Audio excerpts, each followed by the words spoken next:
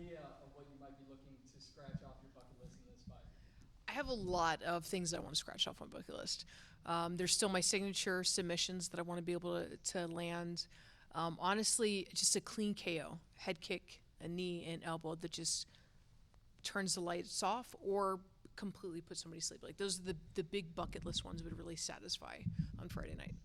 Being a pioneer of this sport, especially on the women's side, you've seen this story time and time again, facing the young up-and-comer, and you know how hungry she's going to be, but there is the other side of that.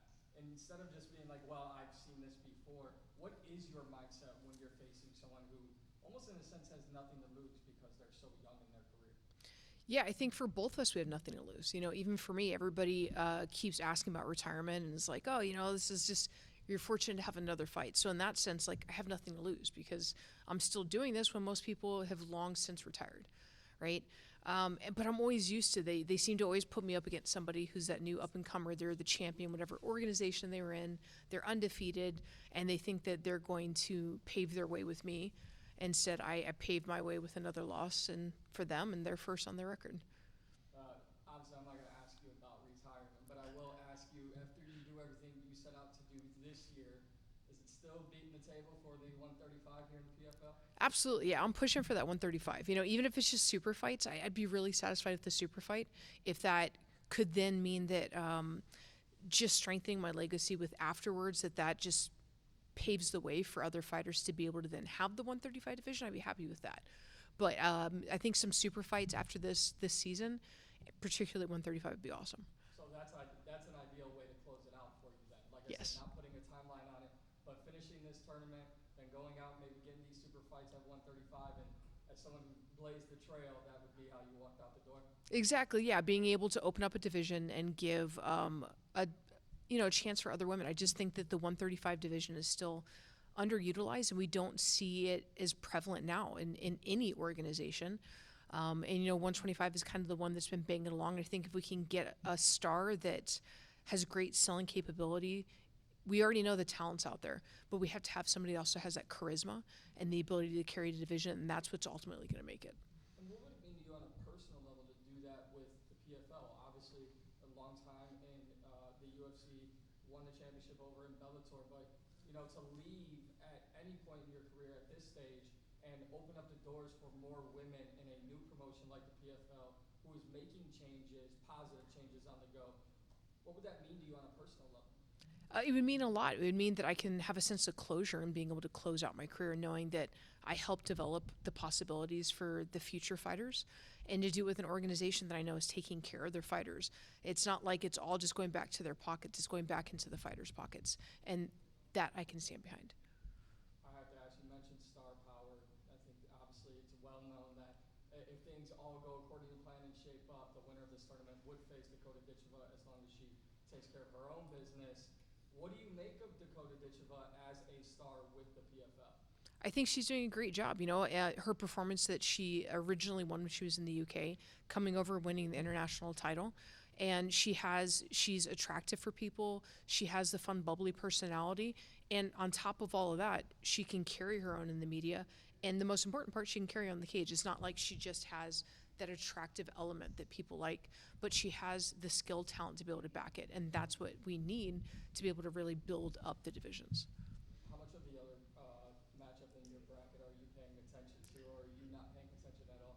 I have to pay attention. Yeah, absolutely. I'm definitely paying attention. I mean, even just for Dakota and her fight against Sumiko, within our tournament itself and how that's going to go. Of course, I'm going to be watching on Friday night to see, because it's kind of a surprise sometimes where I'm like, oh man, I missed that fight. And then somebody walks into the cage and I'm like, oh, that's who I'm facing. All right, cool. Yeah, that makes sense. Like, to not have that surprise would be cool, because it's always like, hey, get to the fight conference afterwards. And they're like, how do you feel about fighting on this date and this location? I'm like, just found out, had no clue.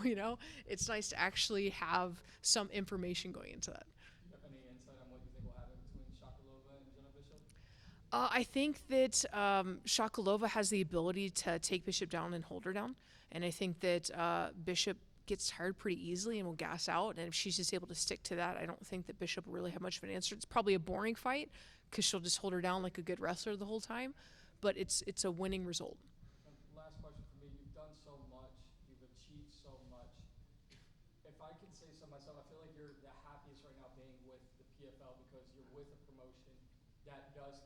is thinking fighter and friend first.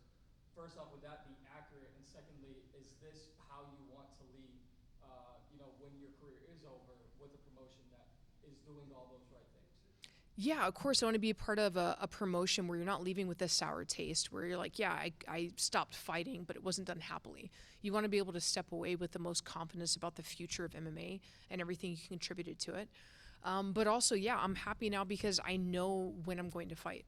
It's not like I'm telling my wife and my son, like, hey, I'm going to fight camp, and it gets extended for another 3, 6, 9 months. I'm like, hey, guys, I was away for a whole year not seeing that happen. Like, knowing is a lot easier on all of us. So if my family's happy, that makes me happier. Thank you so much. Thank you. Liz, Big Will, KJAC Radio. First, I just want to say, it's a pleasure to be in your presence. Thank you. You are an absolute, pioneer woman. You've been up and down the road, beat tail, east and west, Smith, everywhere. So, honored to absolutely meet you. Thank you. What keeps you motivated at this stage in the game? You've been all over. What keeps you going? Love of the sport. I love adapting. I love growing. In the beginning, it was just so much potential to learn, right? MMA isn't just Muay Thai and wrestling and jiu-jitsu. It has its own type of wrestling, its own type of jiu-jitsu, its own type of striking. And I love that you can learn all those martial arts and then apply them in a different way in MMA. And that's really fun because at any point I can be like, all right, today I'm going to go learn Aikido and see how that applies for MMA, and I can find an application for that. And that's fun because there's not many sports you can be like, yeah, I'm going to go learn basketball and that's going to help me to play football. No, you're going to play like soccer and that's going to help you with wrestling. No, it's not going to help you, right? But you can learn all these other martial arts and apply it. And so that's really fun to show up and try new things all the time.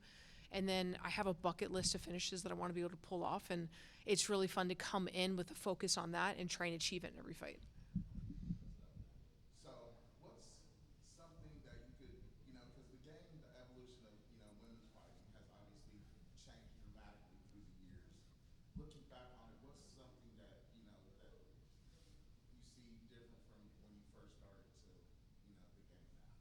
Oh, so much has changed. I mean, when I started, women were kind of like the laughing stock. There was no effort, no real energy put into women because they weren't making up the fight teams. And everybody's like, oh no, they're going to be too busy, too emotional, too many things going on, too many distractions. Instead of the hardest workers in the room that were there more consistently were women. And then, so like trying to go on a fight team, you're the only one on the fight team. Now you'll find so many more women there. The talent at that time wasn't great. Like it wasn't being demonstrated as well as it could. Now, if a woman is saying she's a professional fighter, there's no doubt that the skill she's showing you is exactly that of a professional fighter. Before, like you could just walk in off the street, sign up for a pro fight, and you're like, yeah, it looks like you definitely haven't trained for that. It's pretty obvious. Now that doesn't happen. Everybody knows better. And so I think the biggest thing is just the talent that's out there and the way it's represented. So, you've been around, you have so much fight knowledge and wisdom, and what's something that you could pass on to like up and coming young women or, just young fighters in general? What's some of the best advice that you can give them? Probably some of the best advice is to be selfish in the sport. It's a difficult thing, but understand that it comes with so many sacrifices. And if you're not willing to make those sacrifices, you're probably not going to succeed in the sport. And if you're not willing to show up to a party and bring your own meal prep so that you can stay on diet and make those type of sacrifices, that this may not be the sport for you, but you sacrifice, you put yourself ahead, you focus on doing all your own research and understanding what you need to be the best. And even when a coach says like loyalty ahead of everything, at the end of the day, like you're the one going in that cage. You have to do what's best for you and be selfish about it. This is definitely a one me kind of sport. Last question. What can Wichita expect out of the great Liz Carmouche come Friday night? Come Friday night, they can expect another bucket list finish. I pulled it off in the last fight. I'm going to pull off another one on Friday night. Thank you. Liz, thanks for being with us today. You're a former Bellator champion. Are you motivated to add a PFL belt to the collection? I wouldn't be here if I wasn't. Yeah, I look at Chris Cyborg and I see all the accomplishments in which he stacks up all those belts. And I want to have just a fraction of what she's accomplished. And PFL belt is one of those. It's got to be there. Now, you have a well-rounded game, strong wrestling, submissions. Do you see a clear path standing or on the ground? I see a clear path in either. Really, even if it comes to striking, I think her striking is one-dimensional. It doesn't offer a lot. And then on the ground, I think she's more jiu-jitsu-centric and less MMA grappling. And there's a clear distinction when it comes to fighting, and that's something that I can show on Friday night. Now, you have been around the sport since the beginning. What is the biggest thing that you have seen change over the years? The talent of the women is the biggest thing, is the representation on the big stage of women in MMA and being able to headline fights and be main event fights. Well, thanks for doing this. Thanks for coming to Wichita and fighting in the PFL. Thank you. Hi, Liz. Hey. First off, thank you for your military service. And second, how has your military service shaped your fighting career? It's helped in a lot of ways. I think the biggest thing is just the ability to overcome with so little, and then also discipline. You know, when everybody else is relaxing and it's a Saturday night and they're drinking and stuff, I know the discipline it takes from military experience and how to apply it to be able to achieve my goals and focus on what I need to do. Thank you so much. Thank you. All right, well, come over to Zoom. Only going to be able to get a couple of you guys. Carlo, go ahead. Liz, you fought some of the best fighters in the world, multiple-time world champion. For you, how would winning this tournament impact your legacy? It would mean a huge thing. I mean, when we're talking one, just the payday would make a real impact on my family and to be able to support them and offer them what we need. And then two, just to be able to show that those little hole-in-the-wall gyms that have been there building fighters up, that you may be overlooked. We're not the biggest gyms in the world, but we pack a huge punch. And when I win that belt, I'm able to bring that home to them, to be able to show them all the sacrifices, all the hard work that they help in supporting me paid off. And the belt really is what they put into it, not just as much as me. Throughout your career, you've really proven you're a very well-rounded mixed martial artist, but we also see that you're very mentally strong. Do you feel that fighting is more mental than it is physical? Absolutely. So often, I mean, I've seen such talented fighters that on paper will fight somebody who they had absolutely no business losing to. But that fighter showed up that day believing they were the best in the entire world and were able to finish that out of their opponent. And just showing, like, physically they're out of shape, they look like they're gassed, but somehow pull it out of the tank. Or you see a fighter that just has that doubt that they think that they left their lucky sock at home, and so they can't possibly win this fight because they lost their lucky sock. So I definitely can see how the mental and the belief in yourself, the mental prep, plays just as much a role as your physical work that you put into it. All right, Liz, last question for me. You know, you talked about a little earlier the amount of sacrifices it takes to be a professional fighter.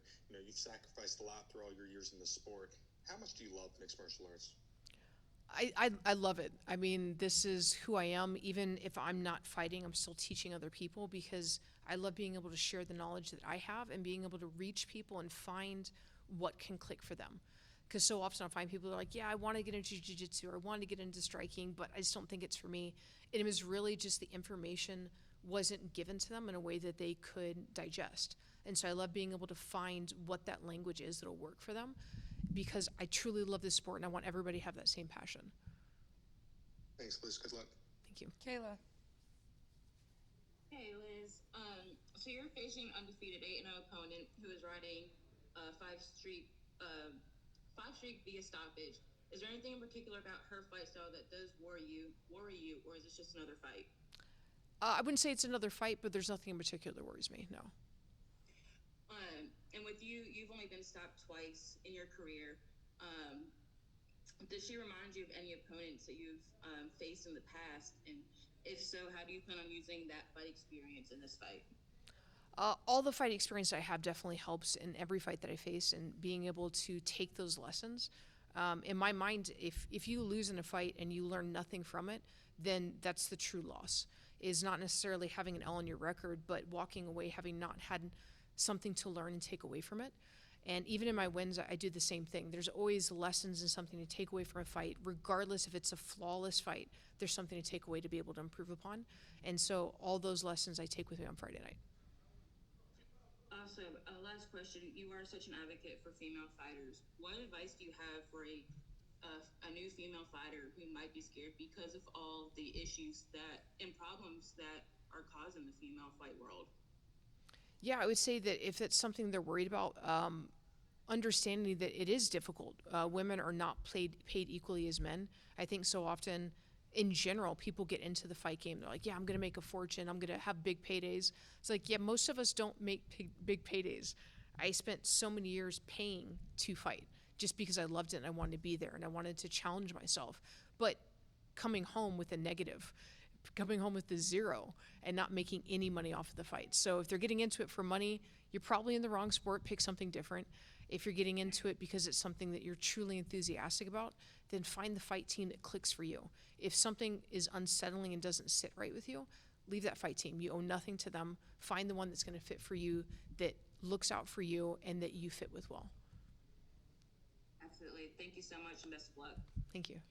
All right, guys, that's all the time we have for Liz. Liz, thank you so much. Thank you. Really appreciate